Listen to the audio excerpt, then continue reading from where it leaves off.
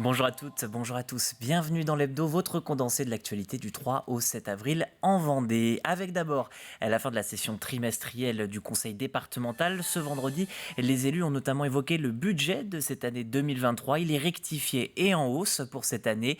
En décembre, l'enveloppe votée était de 904 millions d'euros, mais vous l'avez entendu, donc elle va augmenter. Au cours des discussions, les questions des infrastructures routières, de la santé et de l'éducation étaient également à l'ordre du jour. Conformément à nos engagements, il faut que nous continuions à nous adapter à cette Vendée qui bouge, à cette Vendée qui a besoin de garder son dynamisme.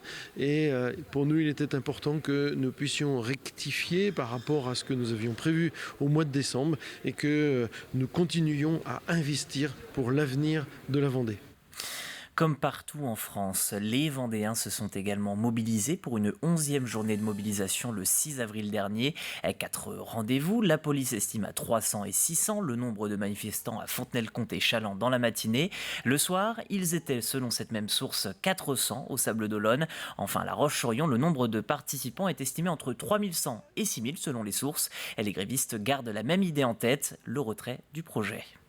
La force, je la retrouve aussi par rapport à ceux qui travaillent, aux enfants, à ma femme, et bon, qui vont travailler jusqu'à 64 ans, c'est trop. Je suis là pour manifester aussi contre la réforme des retraites parce que ça touche aussi les jeunes et ça touche aussi les femmes.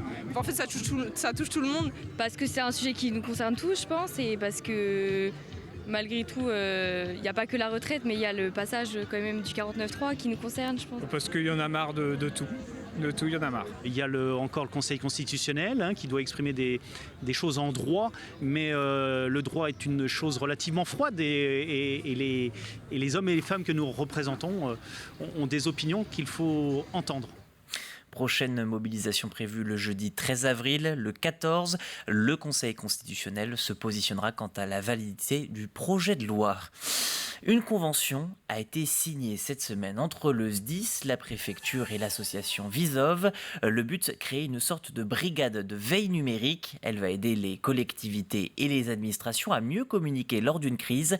Ce partenariat, vous l'aurez compris, vise à lutter contre la désinformation en ligne et particulièrement sur les réseaux sociaux. Dans une crise, ce qui est essentiel, c'est de communiquer, et notamment de communiquer auprès de ceux qui sont concernés par la crise. Donc c'est d'informer la population via les réseaux sociaux sur ce qui se passe autour d'eux et surtout sur les messages, enfin de donner des messages d'information et de précaution pour les aider à avoir les bons réflexes. Voilà, donc c'est une fonction de veille et une fonction d'accompagnement dans la gestion de la communication de crise. Mardi 4 avril, la mairie de La Roche-sur-Yon et la procureure de la République ont de leur côté signé un nouveau schéma local de tranquillité publique. Ce dispositif doit prévenir les faits de délinquance. 4 axes sont définis comme prioritaires, parmi lesquels la lutte contre l'insécurité routière, les incivilités et les violences intrafamiliales. Pour mener à bien ces objectifs, le maire pourra convoquer des citoyens provoquant certains délits mineurs. Les tendances de la délinquance vraiment marquantes à La Roche et puis plus généralement en Vendée, c'est d'une part la délinquance routière qui est très importante et qui a été très importante en 2022 puisqu'on l'a évoqué, on a eu 5 personnes tuées ne serait-ce que sur la commune de La Roche-sur-Yon, ce qui est beaucoup. Un autre axe de délinquance et de lutte contre les infractions, c'est bien évidemment, vous l'aurez compris, la lutte contre les violences intrafamiliales, mais je crois pouvoir dire qu'on a beaucoup progressé, même si bien sûr il reste toujours du travail, même si bien sûr tout n'est pas parfait. Et puis cette semaine, nous avons également appris le décès de l'ancien maire de Saint-Georges-de-Montaigu, Michel Bonnet, maire de 1982 à 1995. Il fut également élu du district de Montaigu entre 1977 et 1995. Dans un communiqué, Antoine Chéreau, le président de Terre de Montaigu, rend hommage à un homme, je cite, discret, travailleur et passionné, un maire bâtisseur. Le premier édile est décédé lundi à l'âge de 86 ans. Ce week-end, c'est Pâques. Les enfants attendent avec impatience la chasse aux œufs et de votre côté, peut-être préférez-vous acheter vos chocolats en boutique. Chaque année pour cette fête, 20 € est consacré à l'achat de chocolat. En Vendée, plusieurs artisans sont donc en plein travail pour régaler vos papilles. Exemple avec la chocolaterie lyonnaise L'Arbre à Sucre. Agathe Poulet s'est glissée dans l'atelier de ses chocolatiers. Ce matin, ces petits Indiens enfilent leurs derniers attrape-rêves en chocolat. Chaque année, cet artisan chocolatier propose de nouveaux personnages à partir de packs en série limitée.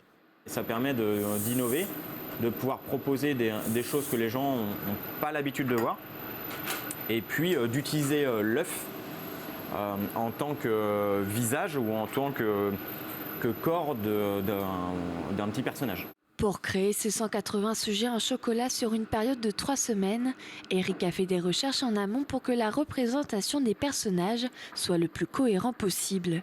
Après cette étape, place à la réalisation de chaque pièce. Moi j'ai un logiciel qui me permet de dessiner toutes mes pièces de chocolat. Et une fois que ça c'est fait, je passe en production, je fais mes premiers tests, donc mon premier prototype. Et si les proportions et le rendu me conviennent, là je passe sur une production de série. Une fois prêt, l'Indien rejoint le Viking et le roi Arthur en boutique. En plus d'être la deuxième période la plus importante de l'année, Pâques permet aussi de laisser place à l'imagination et à l'originalité. Pour nous, c'est vraiment une période qui est juste géniale parce qu'elle nous permet d'appliquer notre créativité, de la décupler et de travailler en toute liberté. On peut proposer des choses que vous ne verrez pas en grande surface ou chez un confrère. Et ça, c'est juste la liberté du chocolatier qui s'exprime. Dans cette boutique, cloches, écureuils et poules restent les sujets les plus convoités pour la chasse aux œufs. C'est quelque chose que les clients aiment consommer en quantité.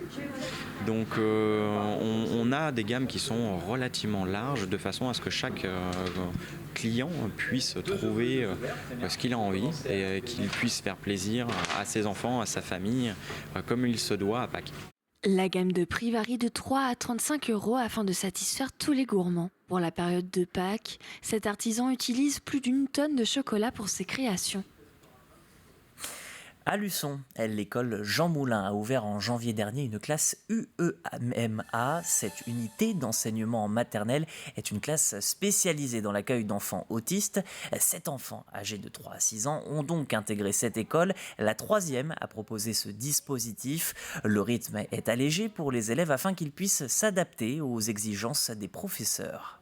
Alors, l'objectif de l'UEMA, c'est un parcours de scolarisation qui va répondre au même programme que pour tout enfant de maternelle et adossé à ce parcours de scolarisation, puisque ces enfants ont des particularités, on va avoir une équipe médico-sociale qui intervient pour aider l'enfant à être inclus dans tous ses lieux de vie, dans ses lieux naturels de vie, que ce soit dans sa famille, dans les lieux de loisirs, de culture, et puis aussi à l'école sur le plan social.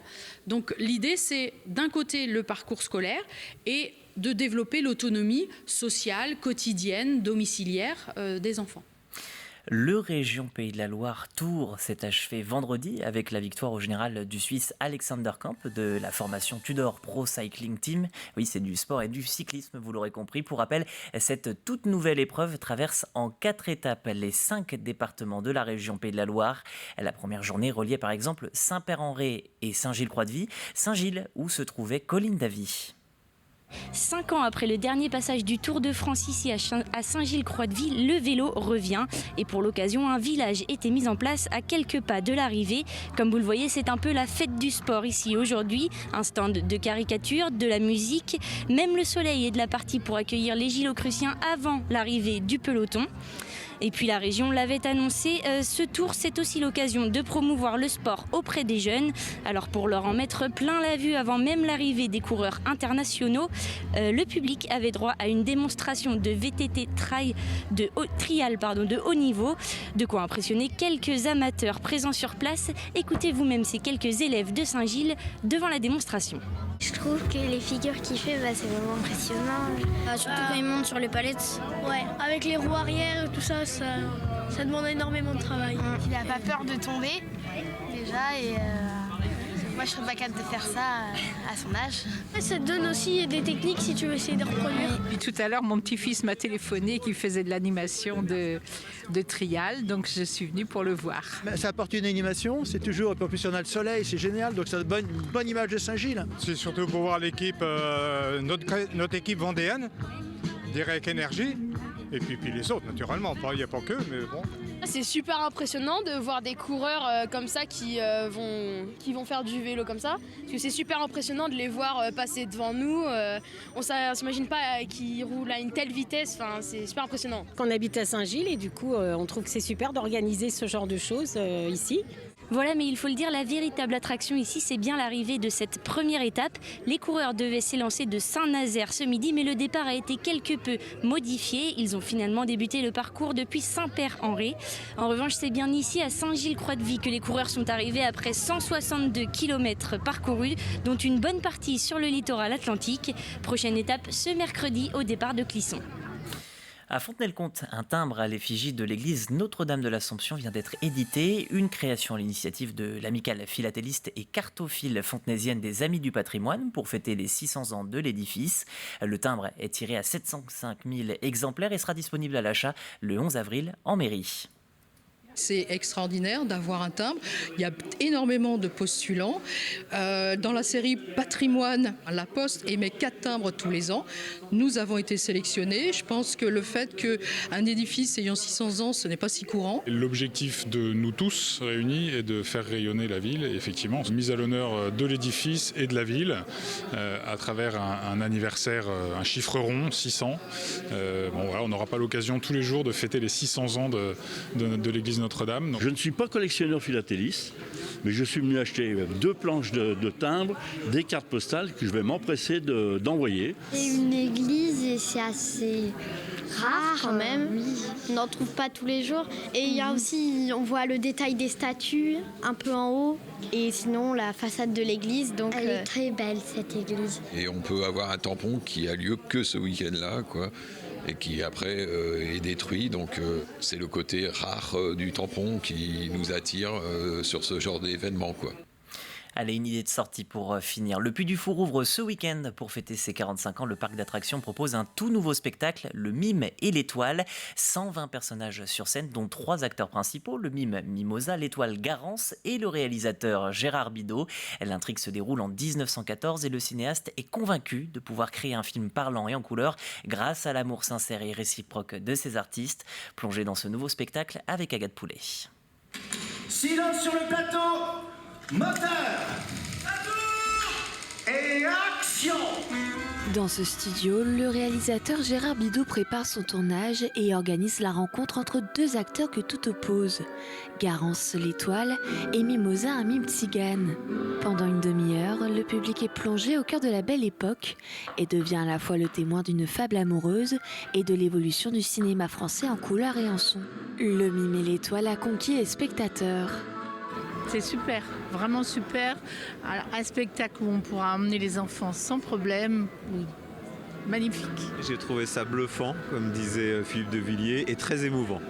J'ai vraiment beaucoup aimé. Incroyable le spectacle, c'est magnifique, tout est parfait. Super, bluffant, très original, très bien fait, une belle réussite.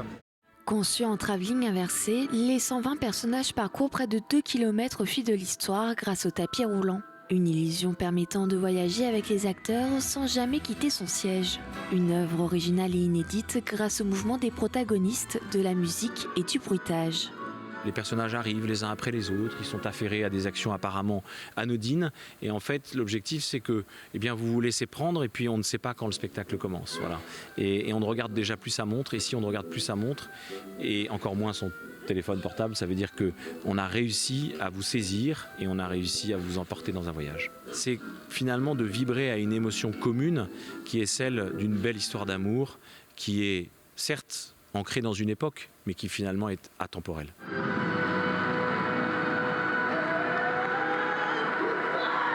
Pour sa première représentation, le mime et l'Étoile est déjà salué et applaudi par le public. Il sera présenté 900 fois au total pendant la saison qui débute ce samedi. Et c'est sur ces belles images que s'achève cet hebdo. Merci de l'avoir suivi.